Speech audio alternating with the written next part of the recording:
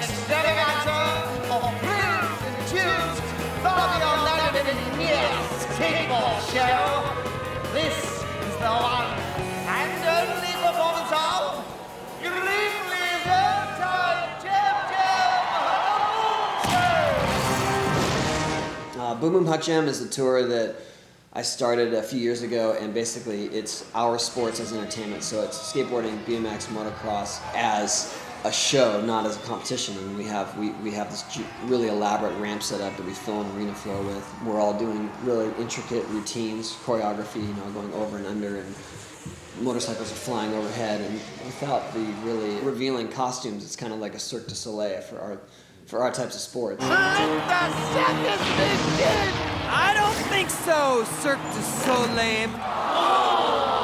Most of the time we ever did exhibitions, it was in skate parks, and the crowds that we would get were starting to get bigger than the crowd could even accommodate. And I realized that's when, hey, we got to take this, into arenas. We got to travel with our own skate park and make the best ramps possible, and that's what we did.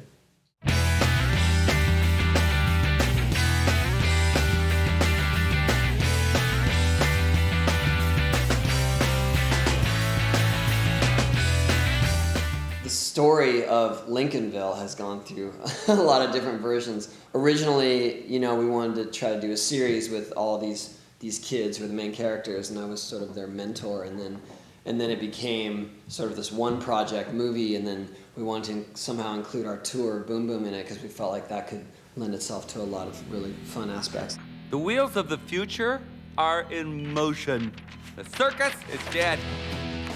It became underdogs of Lincolnville, with Boom Boom coming to town and it getting Sabotage, and then they're coming to save the day, and I liked that a lot better. I really wanted to make the kids the stars.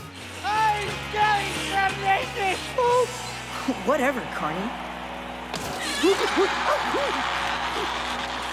how that is? I have a really soft spot for Frank. What? Frank is loosely based on my dad. Oh, sorry. And there are certain similarities. Sure, if you want to kill Tony, go for it. Otherwise, fix it. The fact that we get to include a character that is loosely based on my father, that's huge for me. And I know you guys are excited about the show and all, but I've got important things to do. Why don't you head on over to the skate park and have fun? He passed away, but he would be very honored. I don't think he would have done his own voice, but he'd be very honored. Motion capture is basically the process of capturing just your body motion with a million cameras and taking all those different points of your body and then putting them onto an animated character. So literally you could put that animation, that motion onto a duck or whatever you want, and it would have the same exact style. And so that's what we're doing with the action of this whole film. Is I'm going to do these tricks with this ridiculous outfit on, so that you can capture my motion. You can put that on my character. Well, we're doing the motion capture in our office in Vista, that houses our Boom Boom Hot Jam ramp. So we have the ramp up all the time, when we're on tour, and it's rather convenient because it's down the street from my house, and it's the best ramp in the world, and so hopefully we get the best motion capture we can. For the most part, I just wanted it to be authentic. You know what I mean? Like if there's skating involved, I want the skating to be authentic, and if it's my voice, I want it to be literally my voice. Hey guys, I'm Tony. Hey man. Any project I get involved with, if it's video games, if it's animation, I still want it to be authentic. We put real tricks in there.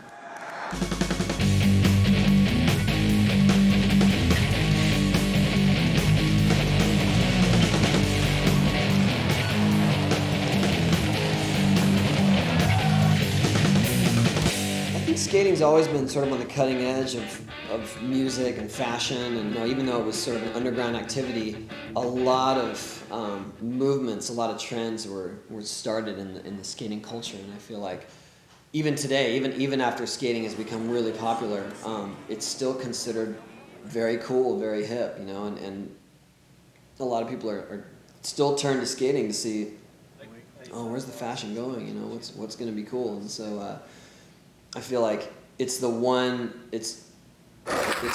of very few activities that maintains an integrity even though it gets popular.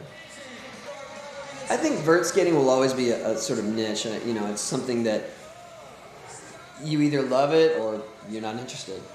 Very few people dabble in vert skating. So I think that, but there are new kids coming up. You know what I mean? It's not like there's this sort of old guard hanging on for dear life, and once they stop skating, then it's over. You know, there's still plenty of new blood. It takes a lot of dedication to become a vert skater. I mean, just learning how to get to the top of a ramp is can take someone years to figure out, and then once you get there, you start learning how to do aerials and spinning your board, and you got to learn how to fall, and it's just sort of it's a different beast, you know what I mean? And you got to find a vert ramp. So if you're lucky enough to live near a vert ramp and get the pads and get the equipment, then you're on your way. But if you want to be a street skater, just go pick up a skateboard and walk out your door.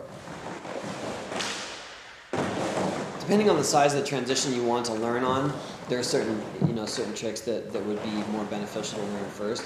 I think the best thing to do is get familiar with the coping at the top, you know, learn how to do, like, rock your board over, and to maybe do 50-50s grinding along the top. And then if you're feeling more comfortable or braver, then, you know, start trying to sort of go above the lid.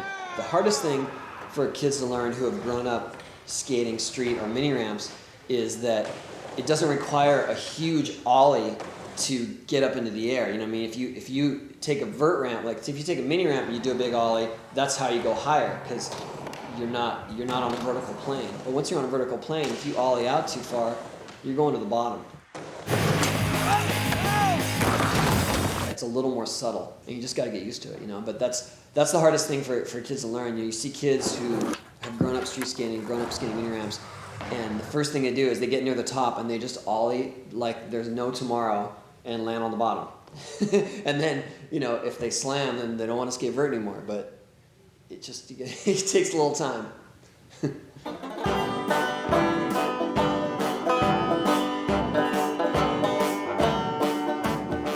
Generally, my skating is different when I'm doing an exhibition for a crowd, because they want to see you making stuff. They want to see stuff that's exciting visually, and they don't want to see you bailing the same trick for an hour straight.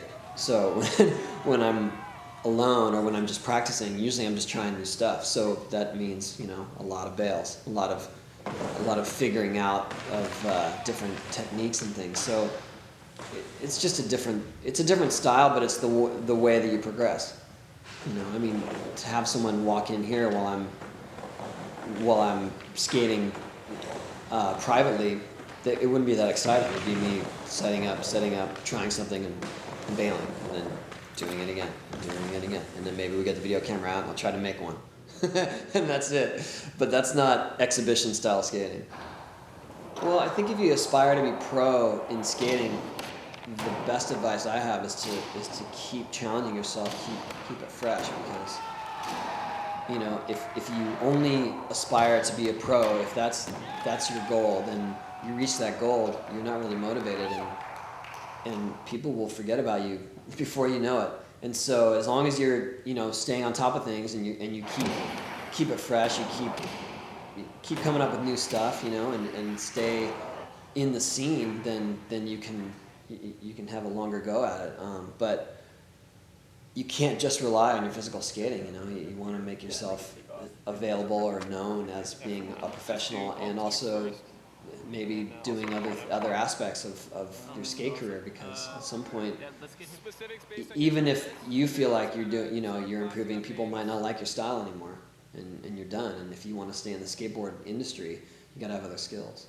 If I had any sort of revelation for my fans, it would be, you know, just keep enjoying what you're doing. I mean, if you want to be skating and if you want to make a career out of it, you've got to enjoy it. Like, you've got to sit back and just enjoy it on the way, even if it seems like it's too daunting of a task, or if it seems like it's too difficult or it's too hard to reach. Don't do it just for those factors, you know. Do it because you really enjoy the process of skating. Like, at least expected 30. We're docking them a day's pay. There are times when I find myself so on the go and caught up in everything, and I'm like, I'm not even skate. Like I haven't been able to skate for fun in a week. You know what I mean? I'm shooting photos, I'm doing this, I'm running here, and it's like I gotta actually make some time to do it because of why I started. And that's what you got to keep in perspective. That's the hardest thing to remain focused on is just doing it because you love doing it, you know. And you can tell the guys that don't love doing it, and they don't last very long.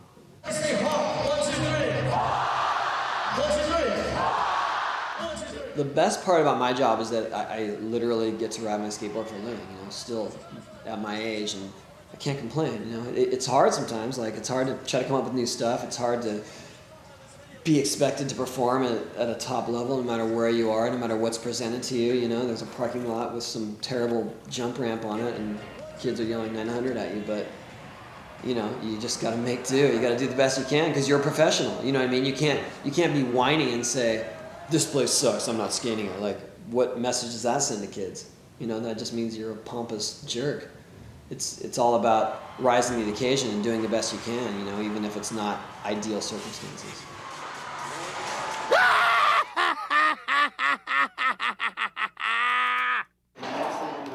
Now the hard part is getting back to our regular unscripted lives.